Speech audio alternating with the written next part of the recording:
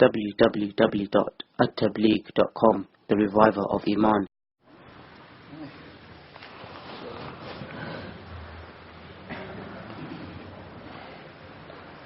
الحمد لله نحمده ونستعينه ونستغفره ونؤمن به ونتوكل عليه ونعوذ بالله من شرور أنفسنا ومن سيئات أعمالنا من يهده الله فلا مضل له ومن يضلله فلا هادي له ونشهد أن لا إله إلا الله وحده لا شريك له ونشهد أن سيدنا مولانا محمدا عبده ورسوله أما بعد أعوذ بالله من الشيطان الرجيم بسم الله الرحمن الرحيم إن الذين قالوا ربنا الله ثم استقاموا تتنزل عليهم الملائكة ألا تخافوا ولا تحزنوا وأبشروا بالجنة التي كنتم توعدون نحن أولياؤكم في الحياة الدنيا وفي الآخرة ولكم فيها ما تشتهي أنفسكم ولكم فيها ما تدعون نزلا من غفور الرحیم صدق اللہ العظیم۔ بزرگوں، بھائیوں، دوستوں، عزیزوں، ابھی قاری صاحب نے یہی آیات تلاوت کی، میں نے اسی میں سے ان آیات کو انتخاب کیا۔ جی میں آیا کہ میں انہی آیات کی قدر وضاحت کر دوں، تفسیر کر دوں۔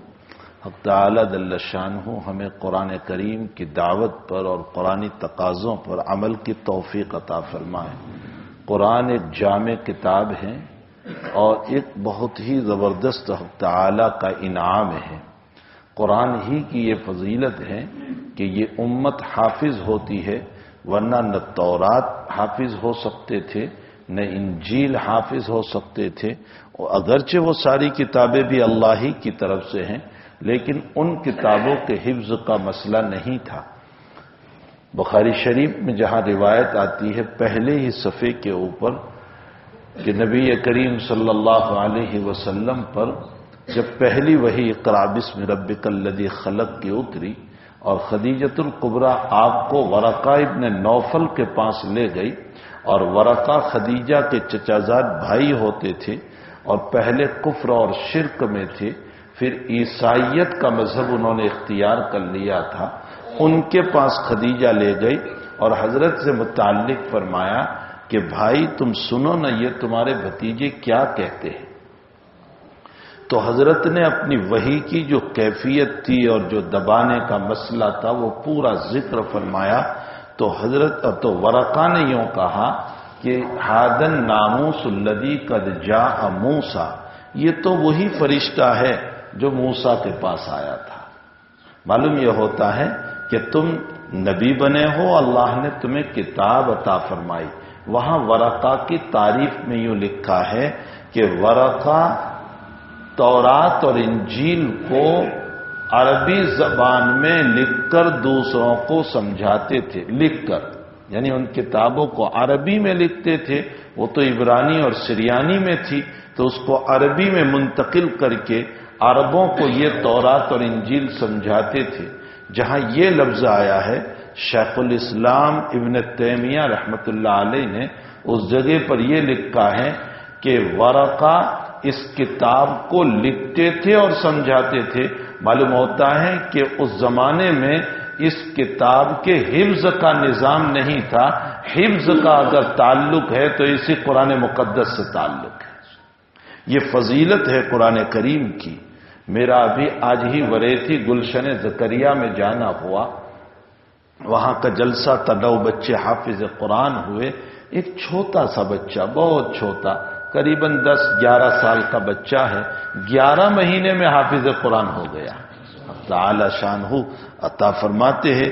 میرا ایک مرتبہ کاتھیاوار جانا ہوا، ایک جلسے کے اندر 22 بچے حافظ قرآن ہو رہے تھے، اس میں ایک چھوٹا سا بچہ 7.5 سال کا 8.5 مہینے میں حافظ قرآن ہو گیا۔ جب اس کا نام آیا، اس نے اپنا قرآن سنایا تو لوگوں نے بے تحاشا اس کو انعام دیا، تو وہ بچہ اپنا انعام یوں لے کر جا رہا تھا، یوں دامن کھولا اور سارا انعام اس میں بھرا۔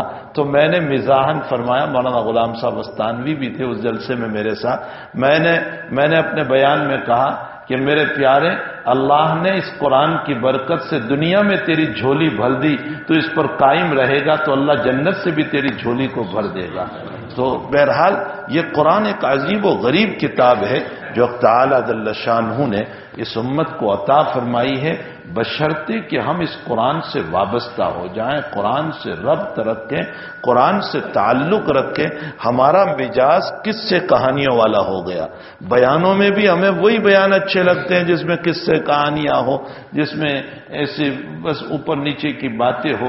نہیں میرے بھائیوں، قرآن حدیث کو سمجھو، اس کو سنو، اس سے دل پر چوٹ لگتی ہے۔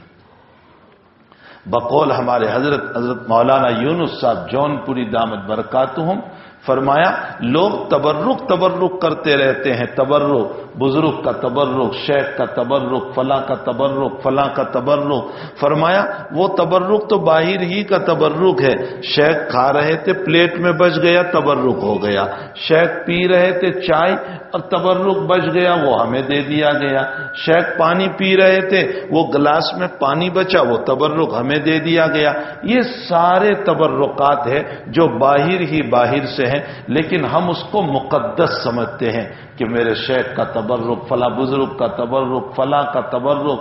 فرمایا قرآن کریم سے بڑھ کر عظیم تبرک کیا ہو سکتا ہے کہ جو اللہ کے اندر سے نکلا ہوا ہے، ایسا عظیم الشان قرآن جو اندر خداوند کریم کے اندر سے نکلا ہے، اور پھر اس مقدس قرآن کو جو رب کے اندر سے نکلا اگر تم اپنے سینوں میں اتار لو گے تو اس سے بڑھ کر مقدس قرآن، مقدس تبرک کوئی نہیں ہو سکتا۔ یہ عجیب و غریب تبرک ہے جو اللہ تعالیٰ نے ہم کو عطا فرمایا ہے۔ بخاری اور مسلم کی متفق علیہ روایت ہے، ما من الانبیاء نبی الا اوتی ما آمن علیہ البشر و اوتیت وحیا۔ فرمایا جتنے انبیاء گزرے ان تمام نبیوں کو اللہ نے معجزات دیے۔ سنو تمہیں معجزات پر بھی ایک بات سناؤں، ابن قیم رحمت اللہ علیہ نے لکھا ہے کہ معجزات بہت سارے انبیاء کو دیے گئے، لیکن ان معجزات پر اتنے ایمان لانے والے نہیں ہوئے۔ آپ دیکھیں حضور نے مکی زندگی میں کتنے معجزات بتائے، شق کمر کا معجزہ بتایا، چاند کے 2 ٹکڑے ہوئے، لیکن اہل مکہ ایمان نہیں لائے۔ کنکریوں نے باتیں کی، اہل مکہ ایمان نہیں لائے۔ کیا کیا معجزات آپ نے دکھائے، لیکن اہل مکہ ایمان نہیں لائے۔ معجزات یقیناً اللہ تعالیٰ کی طرف سے بہت بڑا انعام ہے، دلیل نبوت ہے۔ اس کے ذریعے سے نبی کی نبوت کو واضح کیا جاتا ہے، مضبوط کیا جاتا ہے، یہ بتایا جاتا ہے کہ یہ میرا نبی ہے، تم مان لو اس کو۔ یقیناً یہ ساری بات ہے، لیکن ابن قیم فرماتے ہیں معجزات پر اتنے ایمان نہیں لاتے، بلکہ معجزات پر تم نہ ماننے والے یہ بھی کہہ دیتے ہیں جادو ہے، سحر ہے، ہم اس کو نہیں مانیں گے۔ فرمایا اس کے علاوہ نبی کو ایک چیز اور عطا کی گئی تھی، اس پر دین خوب پھیلا، اور وہ ہے اخلاق محمدی صلی اللہ علیہ وسلم۔ اخلاق محمدی پر جو دین پھیلا ہے، جو لوگ ایمان لائے ہیں۔ حضرت عمرۃ القضاء کے موقع پر تشریف لے گئے سنجری 7 میں مکۃ المکرمہ، اور آپ نے اپنا سنجری 6 کا جو عمرہ تھا اس کو پورا فرمایا۔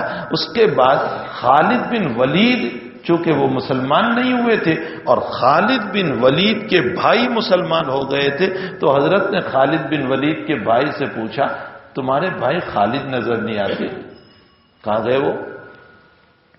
تو کیا کہا؟ فرمایا حضرت ان کو آپ سے اتنا غصہ ہے، اتنا غصہ ہے، اتنے آپ پر خفا ہے، اتنے بڑے آپ کے دشمن ہیں کہ جب آپ مکے میں تشریف لائے تو وہ مکہ چھوڑ کر چلے گئے۔ آپ انداز لگائیں کہ حضرت کے ساتھ کتنی دشمنی ہوگی ان کی۔ فرمایا وہ مکہ چھوڑ کر کے چلے گئے۔ اب ایک طرف تو خالد کی بات اور خالد کے حالات دیکھو، دوسری طرف حضرت کیا فرماتے؟ حضرت نے فرمایا اگر خالد میرے پاس آ جائے میں اس کو اپنا امام بنا لوں گا، اپنا سپہ سالار بنا لوں گا، وہ تو بڑا اچھا ہے۔ خالد بہت اچھا ہے. حضرت نے جن الفاظ میں تعریف کی وہ الفاظ خالد کے کان پر پہنچ گئے. حضرت مکے سے مدینے روانہ ہو گئے اور خالد بن ولید جب مکے میں آئے اور وہ تعریفی کلمات سنے تو خالد نے گھوڑا لیا اور سوار ہوئے اور چلے. کسی نے پوچھا کہاں جا رہے ہو؟ فرمایا محمد کا غلام بننے جا رہا ہوں. اخلاق حسنہ نے اس خالد کو اپنا غلام بنا دیا. حقیقت یہ ہے کہ اخلاق حسنہ کچھ اور ہی چیز ہے. اسی لیے علامہ ابو الحسن اللالکائی رحمت اللہ علیہ نے عجیب و غریب روایت نقل فرمائی یعنی نبی صلی اللہ تعالی علیہ وسلم عن عبداللہ ابن عمر عن النبی صلی اللہ علیہ وسلم ما یوضع فی المیزان اثقل من خلق حسن.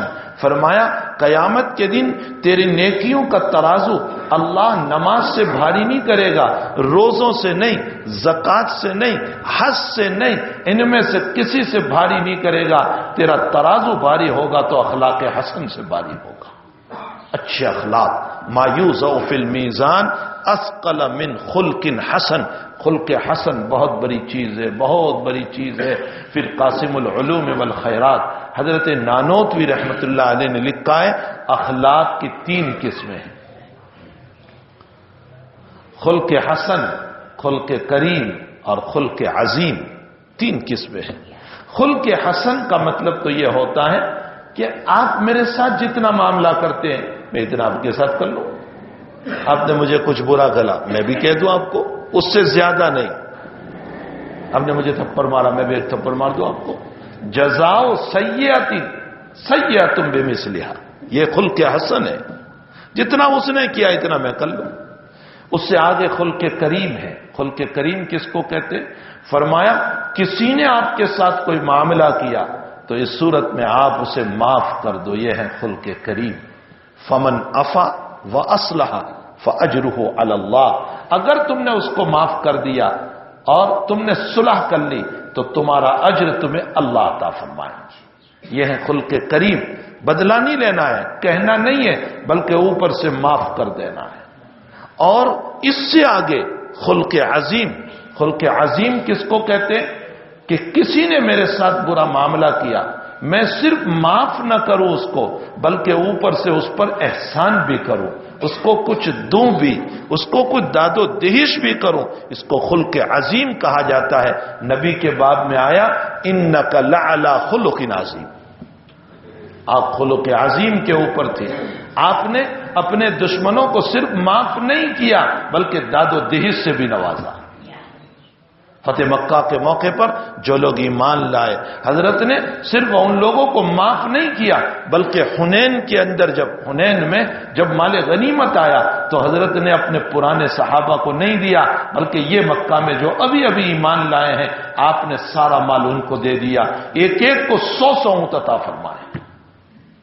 حالانکہ آپ یہ کہہ سکتے تھے ارے یہ میرے پرانے جانثار ہیں جو مجھ پر پرانے ایمان لائے ہیں، مجھ پر اپنی جانیں لٹائی ہے، میرے لیے قربانیاں دی ہے. حتیٰ کہ حضرات انصار کو اشکال ہو گیا. جو کچھ جذباتی صحابہ تھے نا ان کو تھوڑا سا اشکال ہو گیا. یہاں تک کہ انصاری جذباتی صحابہ یوں بولود تھے کہ ابھی تو ان مکہ والوں کے خون سے، ہماری تلواروں سے ان کا خون تپک رہا ہے اور نبی کے رشتہ دار ہیں اور نبی کے جو ہیں بستی والے ہیں، اس لیے جب یہ مسلمان ہوئے تو نبی نے ہم کو چھوڑا اور ان کو دے دیا. یہ بات کہی. اللہ کے نبی کے کان پر جب یہ بات پہنچی ہے تو حضرت نے فرمایا انصاری ہو تم ادھر آؤ میرے پاس. سب کو الگ جمع کیا. فرمایا کوئی مہاجر نہ آئے. سارے انصار کو جمع کر کے پھر حضرت نے فرمایا کیا فرمایا؟ فرمایا میں نے تمہارے متعلق ایسی ایسی باتیں سنی کہ تم نے میرے متعلق یہ کہا. تو جو بڑی عمر کے صحابہ تھے انصار انہوں نے کہا حضرت ہم نے نہیں کہا. یہ نوجوان 2-4 ہے، جوان جذباتی ہوتے ہیں. ویسے بھی نوجوان جو ہے جذباتی ہوتے ہیں. میں اکثر کہتا ہوں اپنے پاس پڑھنے والے بچوں کو کہ دیکھو جذبات سے کام نہ لینا، جذبات سے کام نہیں چلتا. علم کے استعمال کے لیے، مسئلے کے استعمال کے لیے بھی عقل کی ضرورت ہے. یہ نہیں کہ بس مفتی بن گئے تو جہاں چاہے فتویٰ فٹ کرتے رہو. علماء نے لکھا ہے کہ بہت سی مرتبہ علماء کو اگر امت کے فتنے میں مبتلا ہونے کا خطرہ ہے تو علماء کو بروں کو مستحب کام بھی چھوڑ دینا چاہیے، مستحب کام چھوڑ دینا چاہیے۔ بخاری شریف میں ایک روایت آتی ہے ماء زمزم کے تحت حضرت نے طواف زیارت فرمایا اور اس کے بعد پانی پیا، 2 رکعت نماز پڑھی اور اس کے بعد زمزم کے کنویں پر حضرت تشریف لے گئے تو پانی پلانے کا سارا نظام حضرت عباس کے پاس تھا۔ سقایت الحاج کا نظام جو ہے وہ حضرت عباس کے پاس تھا۔ تو حضرت عباس سے فرمایا اس کی نہیں، مجھے پانی پلاؤ۔ تو چچا عباس نے اپنے بیٹے فضل بن عباس کو یوں کہا کہ بیٹے اپنی امی کے پاس صاف ستھرا زمزم کا پانی ہے وہ لے آؤ حضرت کے لیے، اس لیے کہ یہ پانی جو ہے نا وہ تھوڑا گندا ہے۔ تو حضرت نے فرمایا اسی میں سے مجھے پلاؤ۔ تو حضرت عباس کہنے لگے کہ یا رسول اللہ، حضرت عباس اور حضرت معاذ صلی اللہ علیہ وسلم ہے چچا بھتیجا، لیکن عمر میں 2 سال کا فرق ہے۔ حضرت عباس 2 سال بڑے تھے، حضرت 2 سال چھوٹے ہیں، ہم عمر جیسے ہیں، ہے چچا بھتیجا۔ تو حضرت عباس نے فرمایا کہ حضرت اس پانی میں لوگوں نے ہاتھ ڈالا ہے، کنویں سے پانی کھینچتے تھے، ایک حوض بنایا تھا اس میں ڈالتے تھے، حضرت اس میں لوگوں نے ہاتھ ڈالا ہے، ہم آپ کے لیے صاف ستھرا پانی منگوا لیتے۔ حضرت نے فرمایا کہ نہیں، مجھے اسی میں سے پلاؤ، اور حضرت نے اسی میں سے پانی پیا جس میں لوگوں نے ہاتھ ڈالے تھے۔ اس جگہ پر محدثین نے ایک مسئلہ مستنبط فرمایا کہ بروں کو چاہیے کہ بھیڑ بھاڑ میں، ہجوم میں اپنی شان نہ بتائیں بلکہ عوام کے ساتھ جو مسئلہ ہو اس کو استعمال کر لیں، اس لیے کہ اپنی شان بتانا یہ کبھی تمہیں غرور اور تکبر میں مبتلا کر سکتا ہے۔ قربان جائیے ہمارے اکابر کی نظر کہاں پہنچتی۔ حضرت نے اسی میں سے پانی پی لیا۔ پھر اس کے بعد حضرت نے کیا فرمایا، اسی روایت میں آگے حضرت نے فرمایا میرا جی چاہتا ہے کہ میں بھی پانی کھینچوں کنویں سے اور اپنے کندھے پر اٹھاؤں اور حوض میں ڈالوں، لیکن عباس چچا امی محترم میں ایسا نہیں کرتا، اس لیے کہ اگر ایسا کرنے جاؤں گا تو لوگ مجھ کو دیکھیں گے، تو اس کو پھر مجھے دیکھ کر کے سارے لوگ پانی کھینچنے کی کوشش کریں گے کہ نبی نے کیا ہے اس لیے ہم بھی کریں گے، تو تمہارے نظام میں خلل پڑ جائے گا۔ حضرت عباس کا جو نظام تھا اس میں خلل پڑے گا۔ یہاں محدثین نے لکھا ہے کہ نظام میں خلل نہ پڑے اس کے لیے حضرت نے مستحب عمل کو چھوڑ دیا۔ معلوم ہوتا ہے علماء کو کبھی حالات ایسے ہو تو مستحب عمل کو بھی چھوڑ دینا چاہیے۔ اب یہ وہی جان سکتا ہے جس کو عقل ہو۔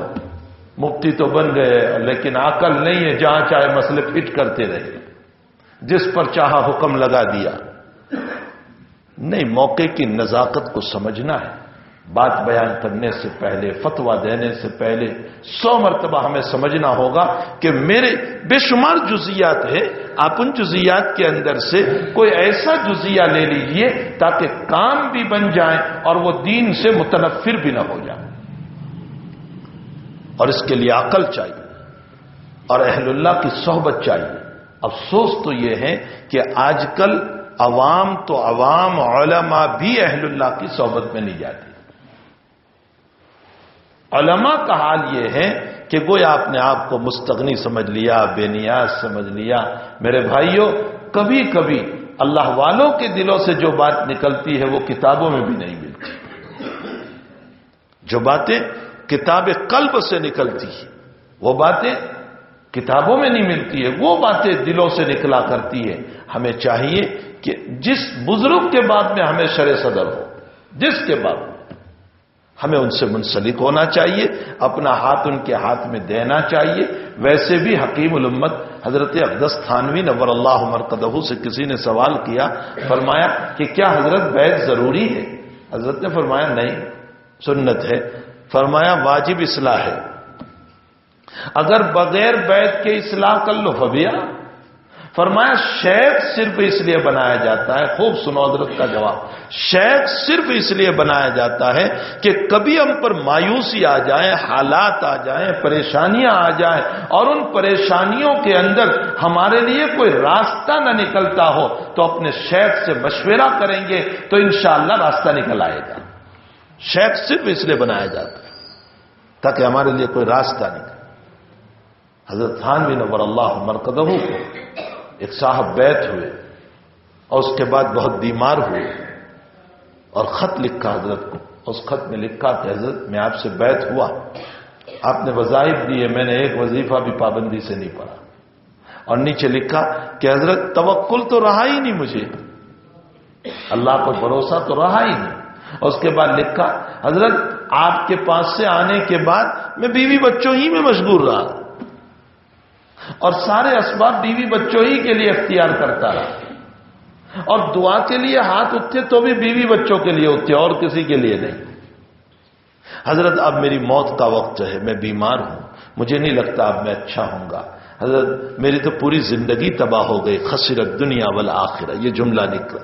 آپ انداز لگائیں کتنا وہ بندہ مایوس ہو چکا ہوگا جو یہ جملہ لکھ رہا ہے۔ حضرت نے جب خط پڑھا تو حضرت کا معمول تھا، عادت تھی کہ اسی خط کے سائٹ پر جواب دے دیا کرتے تھے۔ حضرت نے جواباً اس میں لکھا، فرمایا ایک طرف تم پہلے لکھا وظائف واجب نہیں ہے، وظائف واجب نہیں ہے، اگر کبھی چھوٹ بھی گئے تو کوئی حرج نہیں۔ دوسرے نمبر پر لکھا ایک طرف تم کہتے ہو کہ میں نے اسباب سارے اختیار کیے بچوں ہی کے لیے، دوسری طرف کہتے ہو کہ میں نے ہاتھ جب بھی اٹھائے دعا کے لیے تو بچوں ہی کے لیے دعا کی، تو ایک طرف سبب بھی اختیار کیا اور ایک طرف تم نے دعا بھی کی۔ فرمایا سبب کے ساتھ دعا یہ تو عین توکل ہے، کہاں کون کہتا ہے کہ توکل نہیں ہے؟ دیکھیں کیسے سنبھال لیا اس کو، یہ تو عین توکل ہے تمہارے پاس۔ اور تیسرے نمبر پر حضرت نے لکھا تم کہتے ہو میں بیوی بچوں کے ساتھ مشغول رہا، فرمایا بیوی بچوں میں مشغول ہونے کو تم معمولی سمجھتے ہو، حدود شریعت میں رہ کر بیوی بچوں کے تقاضوں کو پورا کرنا جہاد اکبر ہے۔ کیا جملہ لکھا، جہاد اکبر ہے۔ جو مایوس تھا، جس کو خطرہ تھا کہ میری موت بھی ایمان پر نہیں آئے گی، اس کا سینہ ایمان سے کیسا بھر گیا ہوگا۔ بس شیخ اس لیے ہوتا ہے کہ کبھی اس طرح کی مایوسی چھا جائے تو اس مایوسی کے اندر وہ ہمارا ہاتھ پکڑ لیں۔ تو خیر میں تو یہ کہہ رہا تھا کہ قرآن مقدس جو کتاب ہے نا، جو اللہ جل شانہ نے ہم کو عطا فرمائی، ہمیں اس قرآن سے وابستہ ہونا ہے۔ اس قرآن میں تعالی جل شانہ و من والہ نے شریعت کو خوب مکمل طریق پر بیان کر دیا ہے اور بہت جامع طریق پر اس امت کے لیے اس کتاب مقدس کو پیش کیا ہے۔ ایسی مقدس کتاب جو اللہ کے اندر سے نکلی ہوئی کتاب ہے، اس کتاب سے ہمیں اپنے آپ کو وابستہ کرنا چاہیے، ہمیں جوڑنا چاہیے۔ تو حضرات انصار میں جو جوان تھے، جو بڑی عمر کے تھے، انہوں نے کہا حضرت ہم نے نہیں کہا، یہ نوجوان اور نوجوانوں کو جوش بہت ہوتا ہے۔ میں اپنے بچوں کو اکثر کہتا ہوں کہ ہر وقت ہمارا جوان جب فارغ ہوتا ہے نا تو استعفیٰ نامہ جیب ہی میں رکھ کر چلتا ہے، ذرا کوئی مسئلہ ہوا استعفیٰ، ذرا کوئی مسئلہ ہوا استعفیٰ۔ بھائی استعفاؤں سے کام نہیں چلتا، کام جمنے سے چلتا ہے۔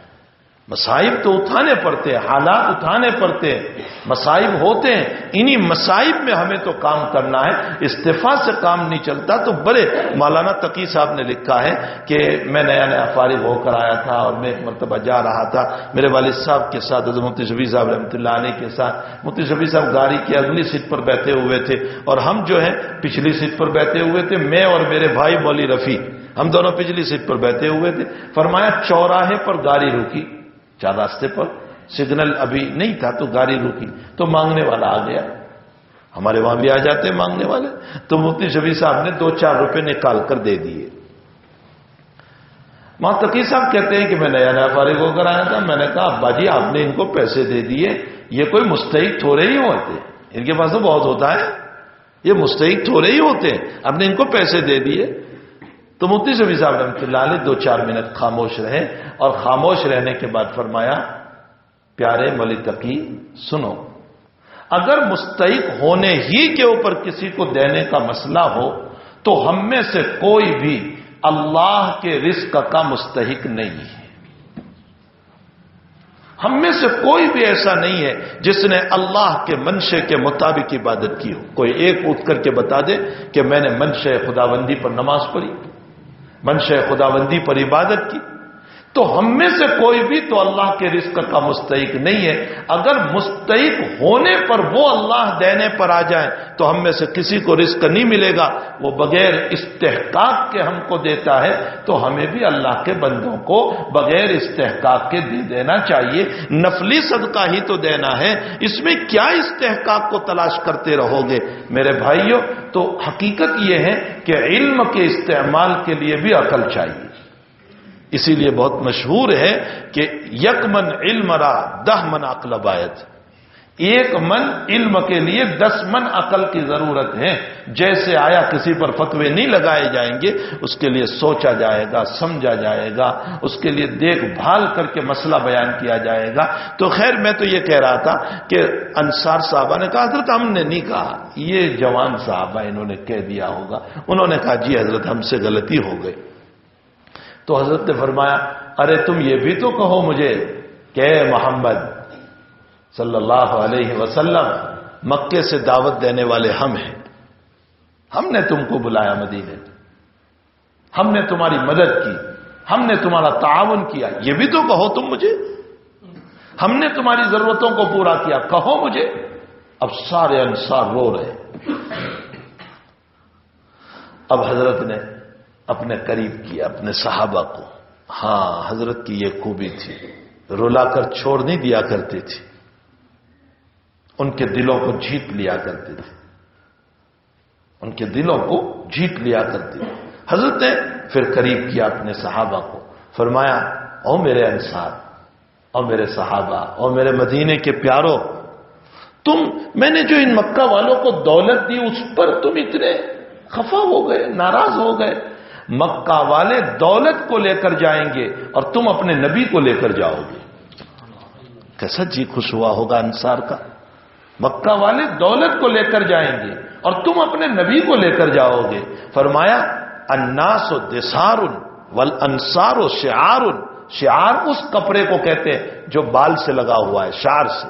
فرمایا سارے لوگ میرے اوپر کا کپڑا ہے اور میرے انصار میرے اندر کا کپڑا ہے، میرے دل سے لگے ہوئے لوگ ہیں۔ اور پھر آگے حضرت نے فرمایا لولا الہجرت لکنت من الانصار، اگر ہجرت کا لقب میرے اوپر نہ ہوتا تو میں بھی اپنے آپ کو انصاری کہتا۔ کیا صحابہ کرام کا انصار کا دل بھرایا ہوگا۔ ایک مرتبہ حضرت نے فرمایا میرا مسکن بھی مدینہ ہے اور میرا مدفن بھی مدینہ ہوگا۔ انصار کے دلوں کو جیت لیا۔ ہاں میرے بھائیوں، یہ خوبی ہونی چاہیے۔ صرف کسی کو رلا دینا یہ کوئی کمال کی بات نہیں ہے، لوگوں کے دلوں کو جیت لینا۔ میں نے ابھی کئی جگہوں پر کہا کہ ہم لوگ ایسی تقریریں کر دیتے ہیں جس کی بنیاد پر امت مایوس ہو جاتی ہے۔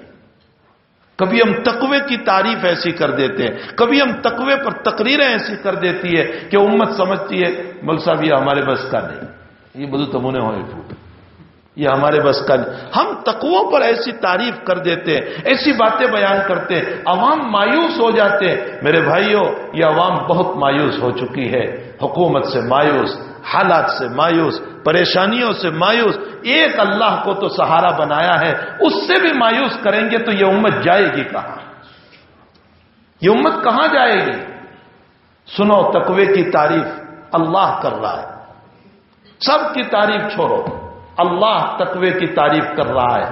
الف لام میم ذالک الکتاب لا ریب فیہ ھدی للمتقین، ھدی للمتقین، یہ قرآن ہدایت ہے متقیوں کے لیے۔ اب آگے متقی کون ہے؟ الذین یؤمنون بالغیب، اللہ تقوی کی تعریف کر رہا ہے۔ الذین یؤمنون بالغیب، جو بن دیکھے اللہ پر ایمان لائے۔ ہم میں سے کون ایسا ہوگا جو بن دیکھے اللہ پر ایمان نہیں لائے؟ ہے کہ نہیں تقوی؟ پورے مجمع کے پاس تقوی ہے۔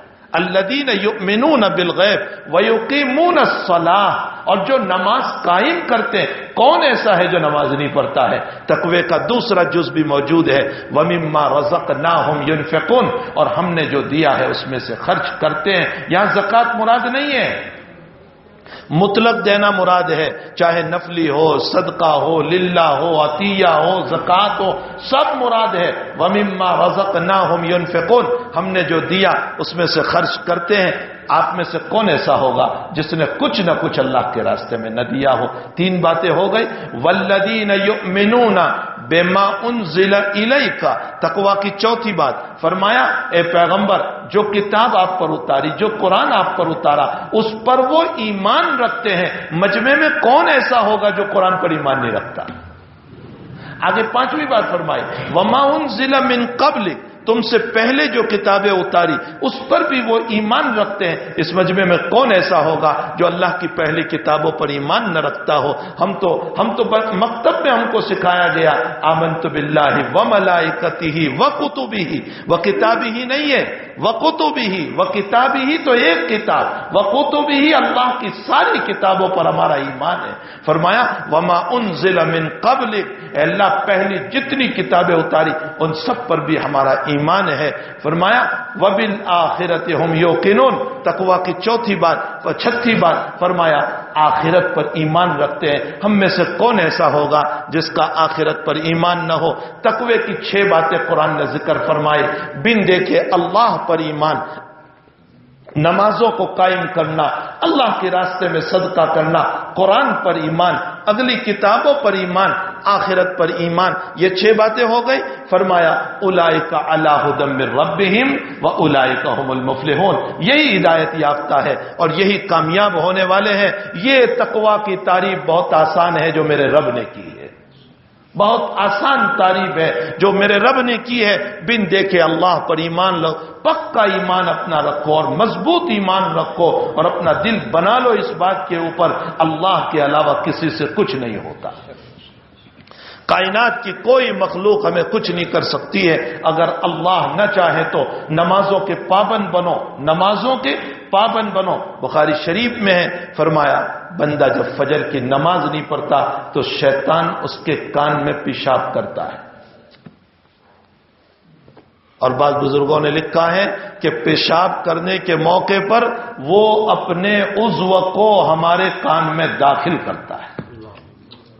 اور شاہ ولی اللہ صاحب رحمت اللہ علیہ نے اپنے مکاشفات میں لکھا ہے کہ جو آدمی اگر تجربہ کرنا چاہے تو جس نے فجر کی نماز نہ پڑھی اور آفتاب طلوع ہو گیا وہ اپنی انگلی کو کان میں داخل کر کے دیکھ لے، اس کو تڑی معلوم ہوگی۔ یہ شاہ ولی اللہ صاحب رحمت اللہ علیہ نے لکھا ہے جو نماز نہیں پڑھتا فجر کی اس کا یہ حال ہوگا۔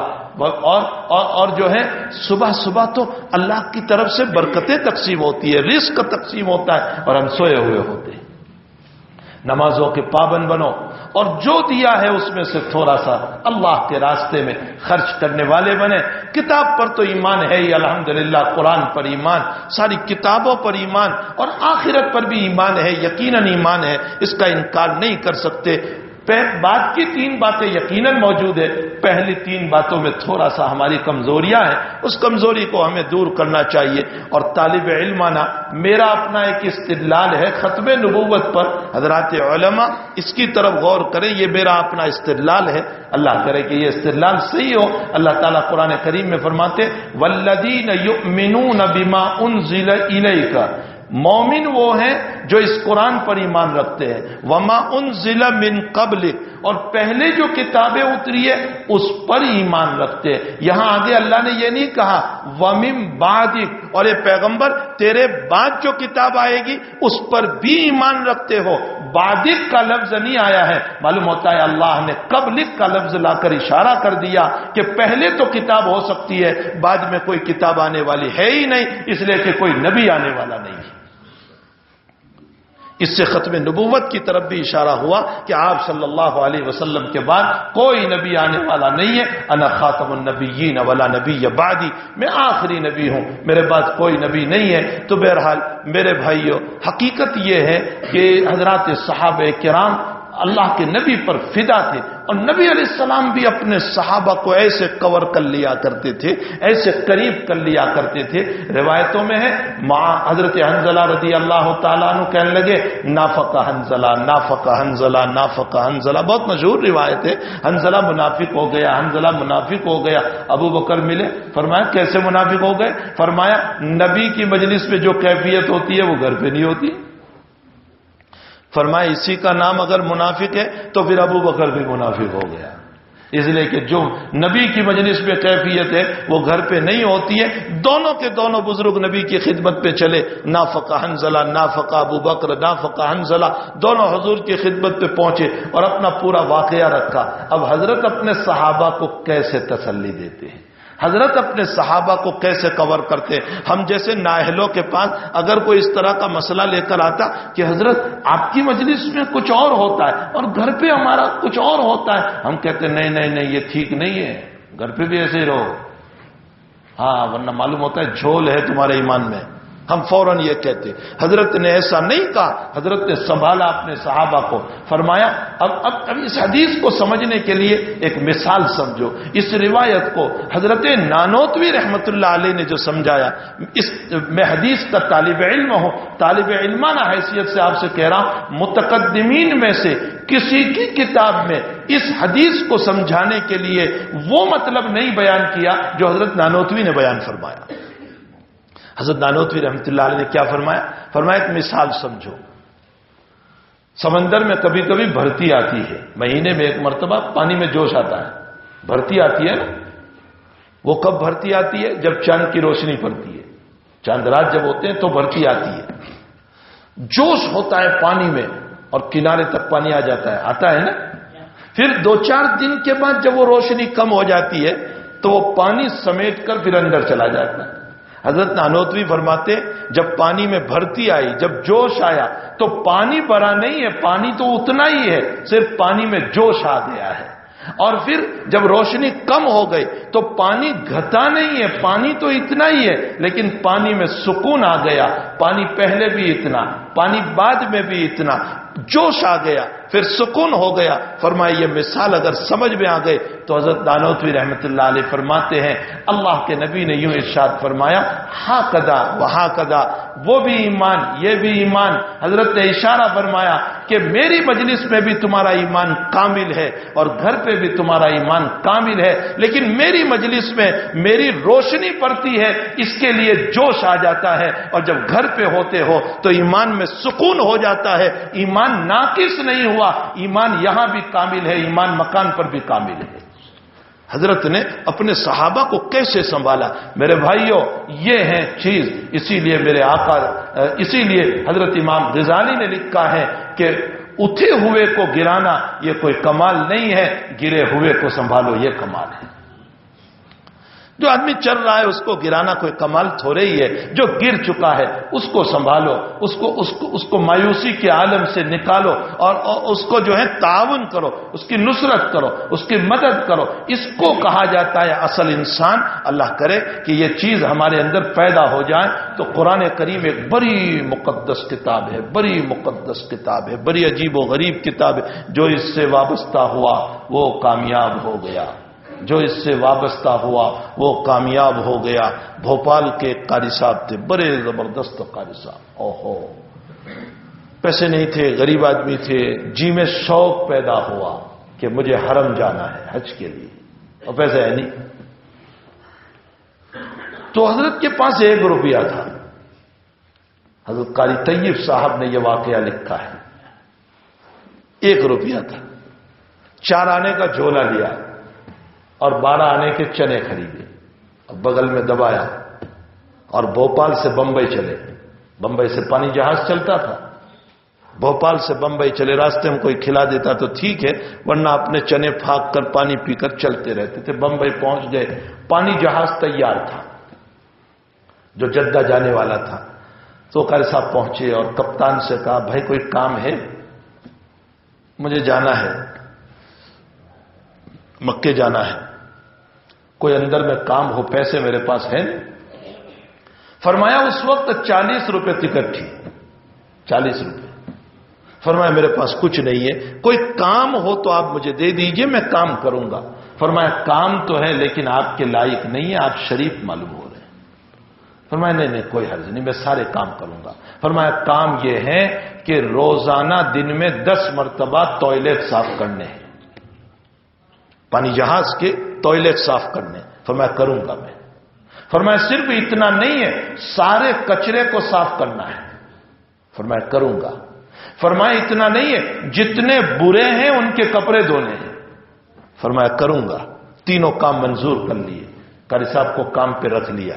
اب چلے ہیں، پانی جہاز چلا۔ جب کام کا وقت آتا تو لنگی باندھ لیتے، ٹوائلٹ صاف کر رہے ہیں اور کپڑے دھو رہے ہیں اور کچرا اٹھا کر کے پھینک رہے ہیں، اور جب باقی وقت ہوتا تو قرآن کے لیے کھڑے ہو جاتے اور قرآن پڑھتے ہیں۔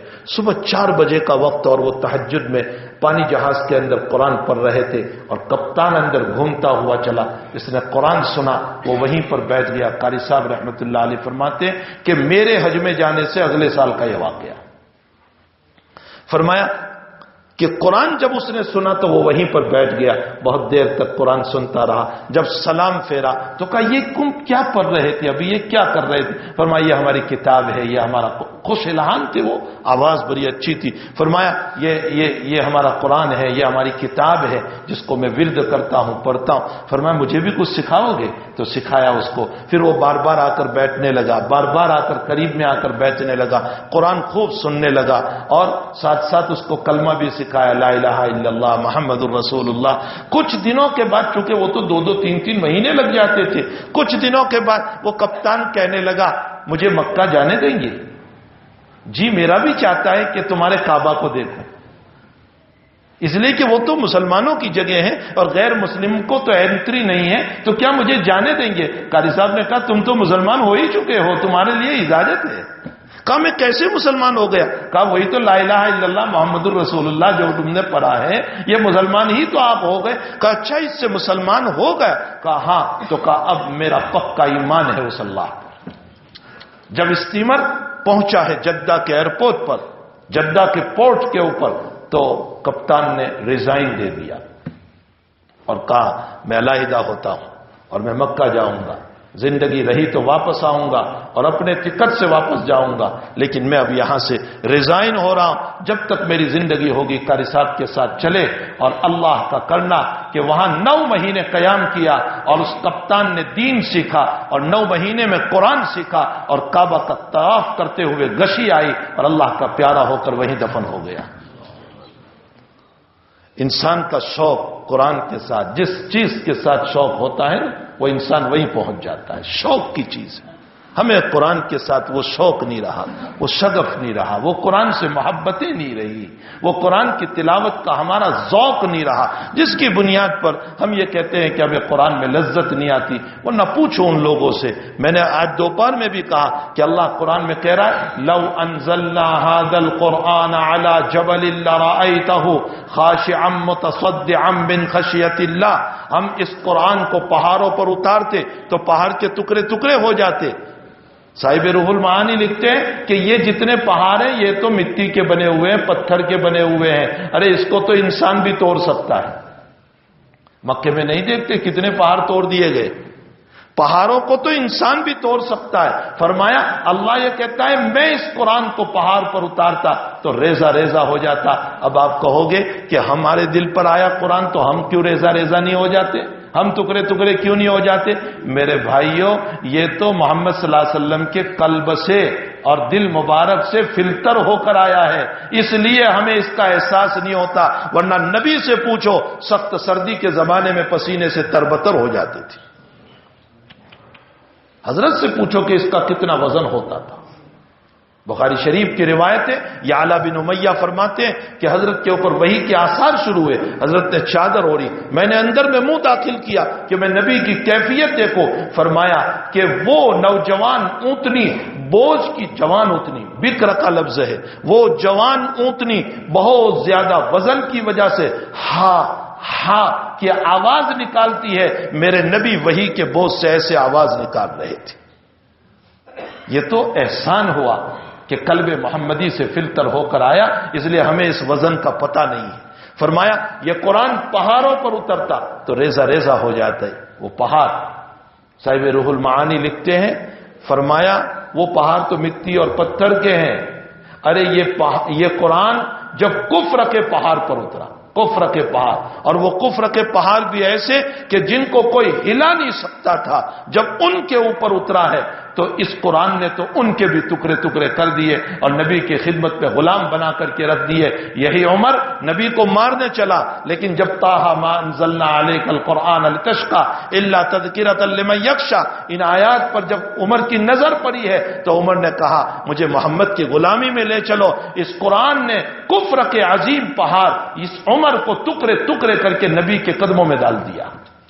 یہ قرآن کریم ایک ایسی کتاب ہے، اور جب یہ بولتا ہے نا قرآن ایسے نہیں بولتا، بہت مضبوط طریق پر بولتا ہے، بہت مضبوط طریق پر بولتا ہے. اس قرآن کا کوئی کتاب، کوئی دنیا کی کتاب اس کو چیلنج نہیں کر سکتی.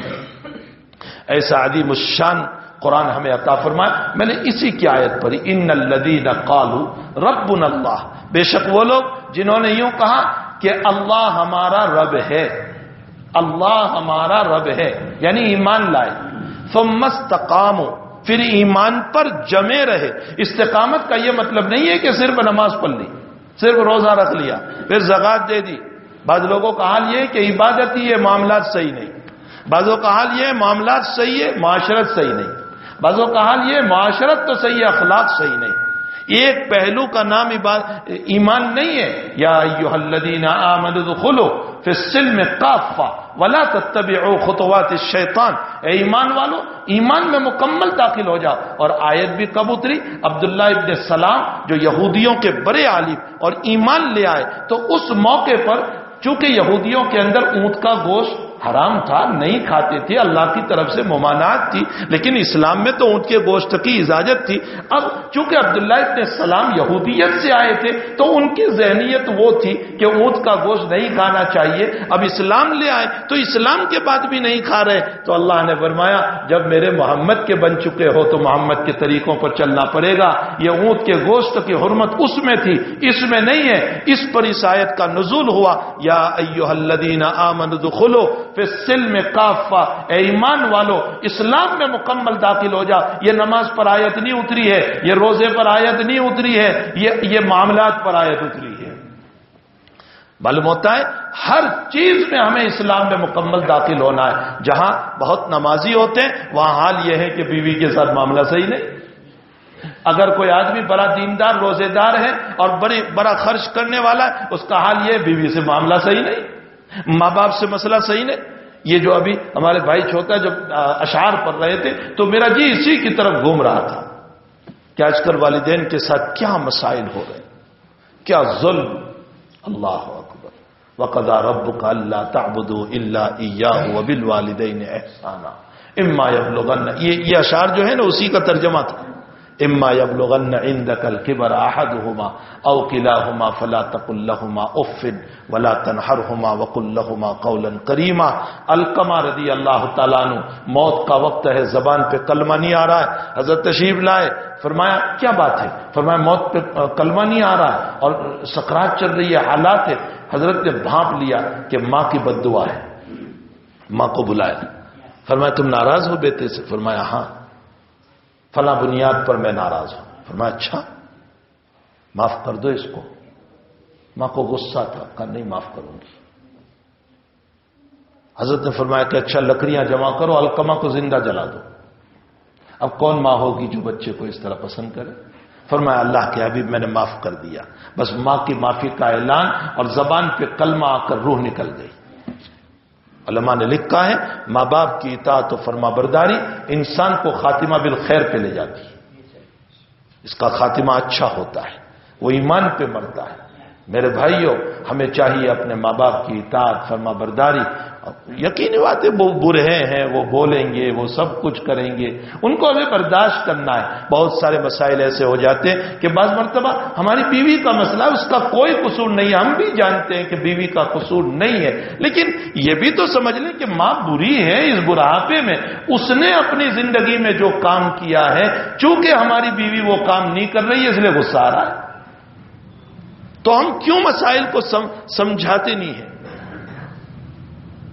میں اکثر نکاح کے موقع پر ایک بات کہہ دیا کرتا ہوں کہ دیکھو یہ آیات تقوی جو پڑھی جاتی ہے نا، اس میں یہی بتایا گیا کہ اب تیری 4 آنکھیں ہوئی ہے، تقوی سے کام لینا، اللہ کا خوف ہو، بیوی کی بات کو سن کر اپنے خون پلانے والے ماں باپ پر ظلم نہ کرنا، اور ماں باپ کی بات سن کر بیوی پر ظلم نہ کرنا، وہ تیری بیوی ہے کسی کی بچی ہے، اس پر بھی ظلم نہ کرنا، انصاف سے کام لینا دونوں کے بعد میں۔ اگر بیوی تجھے رات میں کان بھرتی ہے تو اس کو یہ سمجھا دے برے ہیں، ضعیف ہیں، کمزور ہیں، بولنے کی عادت ہے، مجھے بڑی بچپن سے پالا ہے، بڑی شفقتیں کی ہے، بہرحال ان کو ہم معاف کر دیں، ان کو درگزر کر دیں، وہ تھے تو میں آیا دنیا میں، ان کی وجہ سے یہ میرا مکان آباد ہوا، اور انہوں نے میرا نکاح کرایا تو آئی ہے۔ ظاہر سی بات ہے اگر عورت اتنی جو ہے بے فہم بھی نہیں ہے کہ ہم اس کو سمجھائیں اور نہ سمجھیں، کچھ ہمیں سمجھانے کے سلیقے ہونے چاہیے، اس کو سمجھائیں ہم، اور اگر ماں باپ ہم کو بیوی کے بات میں کچھ کہہ رہے ہم ان کو بھی سمجھائیں، امی آخر بہرحال یہ نادان ہے، اس نے اپنے گھر پہ کچھ نہیں کیا ہے، یہ ویسے ہی مکان پر آ گئی ہے، اس کی تربیت کرنا آپ کی ذمہ داری ہے، یہ آپ کی بیٹی ہے، آپ اس کو معاف کیجئے، اس کو درگزر کیجئے، آپ اپنی حقیقی بیٹی کے ساتھ جو معاملہ کرتے ہیں آپ اس کے ساتھ بھی وہ معاملہ کیجئے، وہ معاملہ نہ رکھیں کہ بیٹی کے ساتھ علیحدہ اور بہو کے ساتھ علیحدہ، بیٹی سے اگر کوئی چیز ٹوٹ جائے تو یوں کہہ دے بیٹی گھبرانے کا نہیں، ابا کل کو لے آئیں گے، اور بیوی سے بہو سے ٹوٹ جائے تو 2 دن تک اس کو تانا دیا جائے۔ امی آپ بھی ایسا نہ کریں، جانبین سے مسئلے کو سنبھالا جائے، اگر جانبین سے مسئلے کو سنبھالا جائے گا تو میں سمجھتا ہوں 100% نہیں تو کم سے کم 50% تو گھر اچھا رہے گا، کچھ نہ کچھ تو جنت کا نمونہ گھر میں ضرور ہوگا، کچھ نہ کچھ جنت کا نمونہ گھر میں ضرور ہوگا، سکون ہوگا، راحت ہوگی، عافیت ہوگی۔ اور اگر یہ مسائل نہیں ہیں تو پھر ظاہر سی بات ہے ماں باپ کی باتوں کو سنتے رہے، بیوی سے بدزن ہو جائیں گے، اور بیوی ہی کی باتوں کو سنتے رہے ماں باپ سے بدزن ہو جائیں گے، یا تو ان کی بد دعا لگے گی یا اس مظلومہ کی بد دعا لگے گی۔ ہمیں کوپریٹ کرتے آنا چاہیے، دونوں کو ملاتے آنا چاہیے، اپنے گھر کو سنبھالتے آنا چاہیے۔ تو صرف استقامت کا معنی صرف نماز روزوں میں نہیں ہے، پوری شریعت کے اندر ہے۔ ان الذین قالوا ربنا اللہ ثم استقاموا، جمے رہو، تتنزل علیہم الملائکہ، فرمایا جب موت کا وقت آتا ہے نا تو فرشتے آتے ہیں اس کے پاس، اس نیک آدمی کے پاس، اس تقوی والے کے پاس، کیا کہتے ہیں؟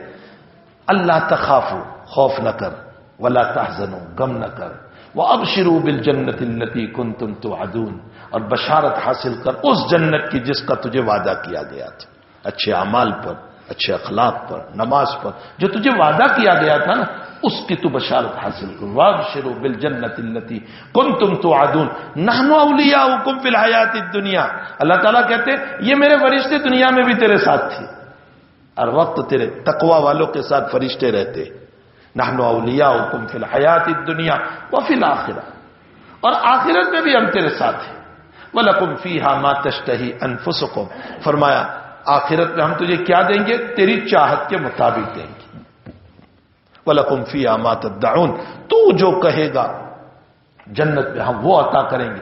لیکن اس استقامت کو پیدا کرنے کے لیے، دین پر استقامت کو پیدا کرنے کے لیے کیا کام کرنے ہیں قرآن اس کو آگے بیان کر رہا ہے۔ وَمَنْ أَحْسَنُ قَوْلًا مِّمَّنْ دَعَا إِلَى اللَّهِ وَعَمِلَ صَالِحًا وَقَالَ إِنَّنِي مِنَ الْمُسْلِمِينَ، 3 کام کرو گے تو استقامت علی الایمان پیدا ہوگا۔ وَمَنْ أَحْسَنُ قَوْلًا مِّمَّنْ دَعَا، احسن، اپنی زبان کو اچھی بناؤ، اپنی زبان کو اچھی بناؤ، ہاں توڑنے والی زبان نہ بناؤ، سانپ کی طرح دنکیلی زبان نہ بناؤ۔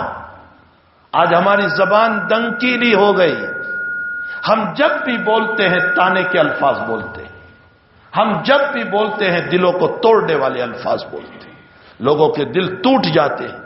ایسے الفاظ، زبان اچھی بناؤ، اخلاق اچھے بناؤ، کیریکٹر اچھے بناؤ، معاف کرنے کی صلاحیت اپنے اندر پیدا کرو۔ حضرت حسن بصری رحمت اللہ علیہ کو پتہ چلتا تھا کہ فلاں صاحب نے تمہاری غیبت کی تو حضرت اس کے گھر پہ کھجور بھیجتے تھے،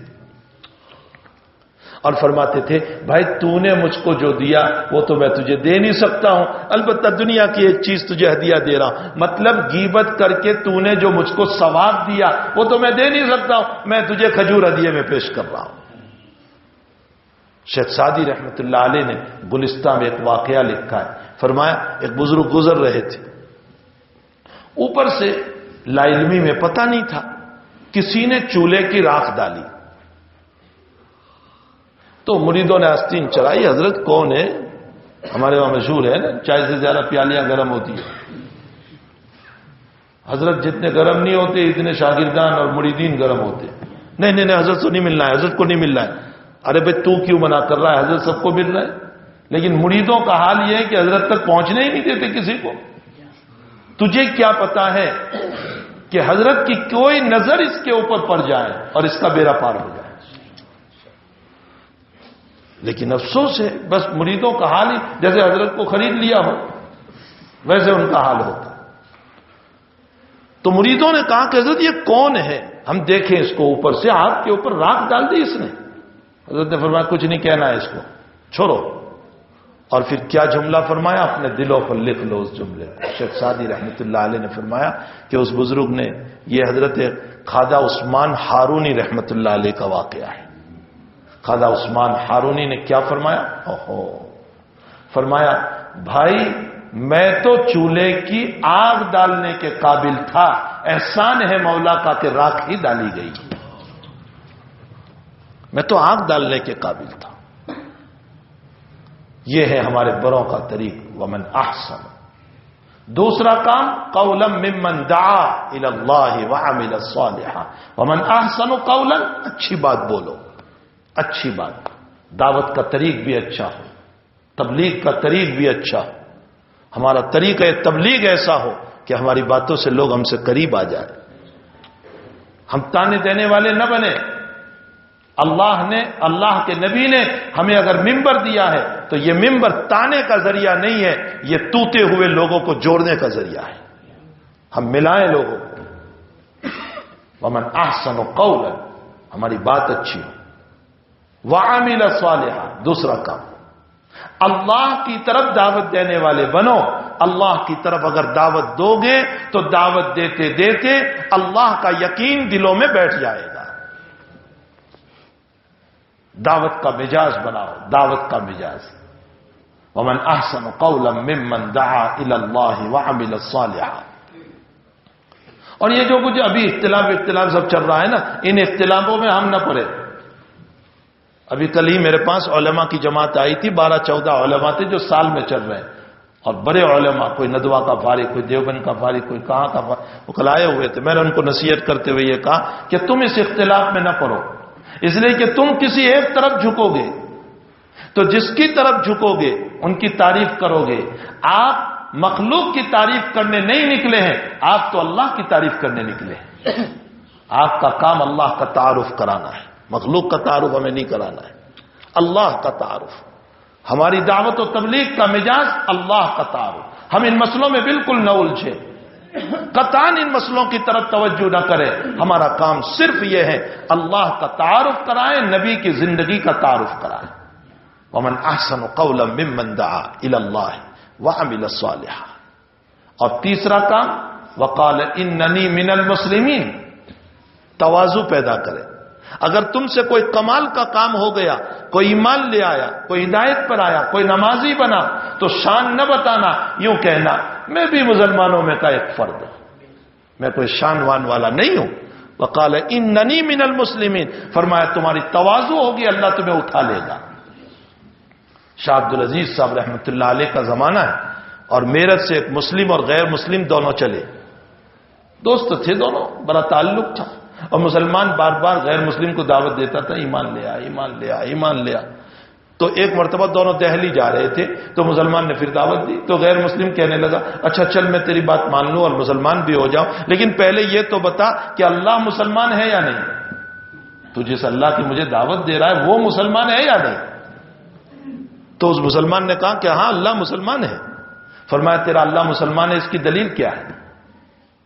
تو بیچارہ عامی تھا مسلمان، اس نے کہا دلیل ولیل تو مجھے نہیں معلوم، لیکن میں اتنا جانتا ہوں میرا اللہ مسلمان ہے۔ لیکن ہم دہلی جا رہے ہیں تو دہلی میں ایک بڑے مولوی صاحب ہے، مولوی عبدالعزیز، شاہ عبدالعزیز صاحب ہیں، فرمایا ان سے پوچھیں گے۔ وہاں پہنچے، اور جب وہاں پہنچے تو شاہ صاحب کی خدمت میں دونوں پہنچے اور دونوں نے واقعہ رکھا۔ مسلمان نے کہا حضرت میں ان کو دعوت دے رہا ہوں ایمان کی، یہ تیار بھی ہے، لیکن یہ پوچھ رہے کہ اللہ مسلمان ہے یا نہیں۔ میں نے اس کو کہا کہ اللہ مسلمان ہے، تو یہ مجھے دلیل پوچھ رہا ہے کہ اچھا اللہ مسلمان ہے، اس کی دلیل کیا ہے؟ تو حضرت کوئی دلیل ہے اللہ مسلمان ہے اس کی؟ تو شاہ صاحب رحمۃ اللہ علیہ نے فرمایا کہ ہاں دلیل ہے، قرآن میں ہے۔ فرمایا کیا دلیل؟ فرمایا اللہ نے فرمایا فذبحوا بقرہ، گائے ذبح کرو، تو گائے ذبح کرنے کا حکم تو مسلمان ہی دے گا، غیر مسلم تھوڑے ہی دے گا۔ عجیب و غریب دلیل دی حضرت نے۔ فرمایا گائے ذبح کرنے کا حکم تو اللہ ہی دے گا اور مسلمان ہی دے گا، غیر مسلم تو دے گا نہیں۔ معلوم ہوتا ہے اللہ مسلمان ہے۔ بس صاحب کے سمجھ میں آ گئی یہ بات، اس نے ایمان قبول کر لیا۔ جیسے ہی اس نے ایمان قبول کیا، شاہ صاحب نے مصلی بچھایا اور 2 رکعت نماز پڑھی، اور 2 رکعت نماز پڑھ کے اللہ سے کیا کہہ رہے؟ فرمایا اے اللہ، اس کے تو ایمان کا وقت آ ہی چکا تھا، تیرا فضل ہوا کہ تو نے عبدالعزیز کو استعمال کر لیا، اپنا کمال نہیں۔ وقال اننی من میرا کوئی کمال نہیں، میں تو عام مسلمانوں کی طرح ایک مسلمان ہوں۔ اگر ہماری زبان سے کوئی ایمان لے آئے، یہ اسی کا کرم ہے کہ اس نے میری زبان پر بات جاری کی۔ صلح ہو جائے میری طرف سے، اللہ کا احسان مانے، اس نے صلح کرائی، میرا کوئی کمال نہیں۔ میں نے کیا یہ کچھ نہیں، اللہ ہی نے کیا۔ ساری روایتوں کو پڑھ لے، صحابہ کا ایک ہی جملہ تھا، اللہ نے کیا۔ یہ کہا گیا وقال اننی من المسلمین۔ اگر استقامت علی الدین پیدا کرنا ہے تو 3 کام کرنے پڑیں گے۔ ومن احسن قولا، ایک بات، الی اللہ وعمل صالحا، اللہ کی طرف دعوت اور خود اعمال صالحہ، 2 کام۔ اور تیسرا وقال اننی من المسلمین، تواضع اختیار کرو۔ یہ 3 چیزیں ہوگی تو ان الذین قالوا ربنا اللہ ہو جائے گا، ثم استقاموا ہو جائے گا۔ اللہ جل شانہ ہم تمام کو دین متین پر عمل کی توفیق عطا فرمائے، قرآنی ذوق نصیب فرمائے، احادیث مبارکہ پر اللہ ہم سب کو عمل کی توفیق عطا فرمائے۔ مفتی ابراہیم سلمہ جو ہے نا میرے ساتھی ہے، کمرے کے بھی ساتھی ہے، ہم ایک ہی کمرے میں رہتے تھے، لیکن وہ اتنے موٹے ہو گئے، بستتن فی الجسم والعلم ہو گئے۔ علم بھی خوب ہے، جسم بھی بڑھ گیا ان کا۔ بہرحال ورنہ تو پڑھنے کے زمانے تھے وہ دبلے پتلے تھے، اتنے موٹے تھے نہیں، لیکن جیسے جیسے علم بڑھا تو طبیعت بھی بڑھتی چلی گئی۔ بہرحال مزاحی طبیعت ہے ان کی، اور مجھ سے اور مجھے ان سے بہت انسیت ہے، پڑھنے کے زمانے ہی سے۔ ہمارے پلنگ بھی قریب قریب تھی، اس لیے کہ میں دیوا والے روم میں رہتا تھا، تو ان کا پلنگ بھی ہمارے ساتھ ہی تھا۔ بہرحال پڑھنے ہی کے زمانے سے محبت ہے، انسیت ہے۔ تعالیٰ جل شانہ ان کو جزائے خیر عطا فرمائے۔ میرا وہاں بھی جانا ہوتا ہے تو بہت محبت سے ملتے ہیں، بہت تعلق کے ساتھ وہ ملتے ہیں، اور بہت ہی ہمدردی کا اظہار کرتے ہیں، اور یہ ان کی جو ہے تواضعانہ زندگی ہے کہ وہ ہم جیسے چھوٹے سے بچے کی حوصلہ افزائی کر دیتے ہیں، آگے بڑھا دیتے ہیں۔ ورنہ ہم تو ایک طالب علم ہیں اور طالب علمانہ زندگی گزارتے بھی ہیں، اور اسی کے ساتھ ساتھ میں بھائی چھوٹا کا بھی شکر گزار ہوں۔ یہ لوگ آئے، مجھے کہا کہ تجھے آنا ہے، حالانکہ بالکل موقع نہیں تھا، میں کل رات بھی صورت تھا، پرسوں رات بھی صورت تھا، پھر آج صبح وڑیتھی میں تھا، پھر آج شام انکلیشور تھا، پھر اس کے علاوہ کل مجھے سکھپون جانا ہے، مسلسل اس طرح پر ہے، اور مجھے شدید دین کا تقاضا ہے، لیکن اس کے باوجود یہ لوگ آئے، میں ان کو نانی کہہ سکا، چونکہ یہ اپنے تھے اور یہ بستی بھی اپنی تھی، تو میں ان کو نانی کہہ سکا۔ اللہ تعالیٰ ان کو بھی جزائے خیر عطا فرمائے، تعالیٰ ان کو بھی اجر عظیم عطا فرمائے، اور ہمیں بھی اخلاص کے ساتھ کام کرنے کی توفیق عطا فرمائے۔ اللہم صلی وسلم دائما ابدا علی حبیبک خیر الخلق کلہم۔ اللہم ربنا آتنا فی الدنیا حسنہ وفی الآخرۃ حسنہ وقنا عذاب النار۔ یا احد الصمد الذی لم یلد ولم یولد ولم یکن لہ کفوا احد۔ اللہ گناہوں کو معاف فرما، قصوروں سے درگزر فرما، سیاہ کاریوں سے معافی عطا فرما، جلی خفی ظاہر باطن صغائر کبائر کو معاف فرما۔ اے اللہ ہر طرح کی شرور فتن بلاؤں سے ہم سب کی حفاظت فرما۔ اے اللہ ہمیں ایمانی اور حضور کی اتباع والی زندگی عطا فرما، ہم کو ایمان پر استقامت نصیب فرما۔ اللہ ہمارا ایمان کمزور ہے، بہت کمزور ہے اللہ، معمولی سے حالات میں بھی ہم تو ہل جاتے ہیں، معمولی سے مصیبت میں اللہ ہم ہل جاتے ہیں۔ رب کریم اگر تیری نصرت نہ ہوگی تو ہم اپنے ایمان پر مضبوطی سے نہیں رہ سکتے۔ اللہ آپ ہماری پیشانیاں پکڑ کے ایمان پر جما دیجئے، ایمان پر جما دیجئے، اللہ اخلاص پر جما دیجئے، اتباع نبوی پر جما دیجئے، اللہ ہمارے قلوب پر اپنی تجلیوں کو نازل فرما دیجئے۔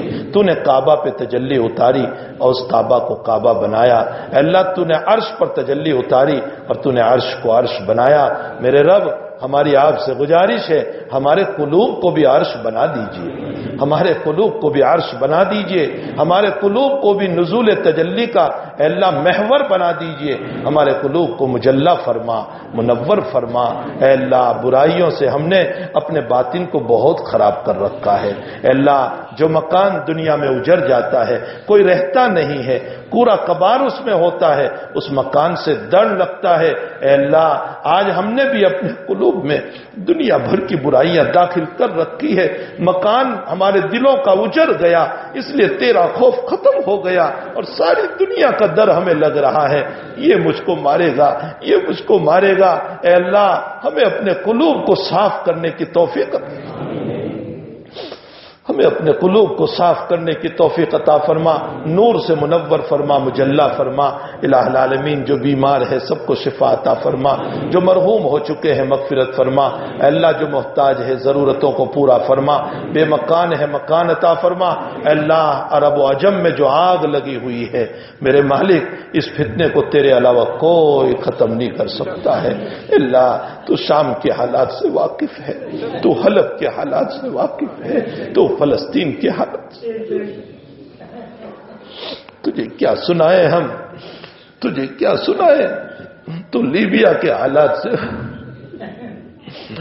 ان بچوں کا سہارا کوئی نہیں رہا جن کے ماں باپ شہید ہو گئے، ان بیویوں کا سہاگن اجڑ گیا جن کے شوہر کو مار دیا گیا۔ میرے رب یہ فتنے کب ختم ہوں گے؟ اللہ آپ ان فتنوں کو ختم فرما دیجئے، ان فتنوں کو ختم فرما دیجئے، ان فتنوں کو ختم فرما دیجئے، فتنوں کو امن سے مبدل فرما دیجئے، بے سکون کو سکون سے مبدل فرما دیجئے۔ اے اللہ ناخوشگوار حالات کو خوشگواری سے بدل دیجئے۔ اے اللہ ہمارے حرمین کی حفاظت فرما، اے اللہ حرمین کی حفاظت فرما۔ ہم نے سنا اگر وہ صحیح ہو کہ پرسوں کوئی نالائق اے اللہ ڈیزل لے کر تیرے کعبہ کو آگ لگانے کے لیے چلا گیا تھا، اے اللہ جس دن کعبہ نہیں ہوگا اس دن مسلم بھی نہیں ہوگا، اس دن دنیا بھی نہیں ہوگی۔ اے اللہ ہمارے حرمین کی حفاظت فرما، مدفن رسول کی حفاظت فرما، مسکن رسول کی حفاظت فرما، مدینہ شریف کی حفاظت فرما، مکہ معظمہ کی حفاظت فرما، حرم کی حفاظت فرما، کعبہ کی حفاظت فرما، مساجد مدارس کی حفاظت فرما، بیت المقدس کو آزادی نصیب فرما، خلاصی عطا فرما۔ اللہ ہم سب کی دلی مرادوں کو اور جائز تمناؤں کو پوری فرما، ہماری دعاؤں کو اپنے فضل و کرم سے قبول فرما۔ وصلی اللہ علی النبی الکریم برحمتک یا ارحم الراحمین۔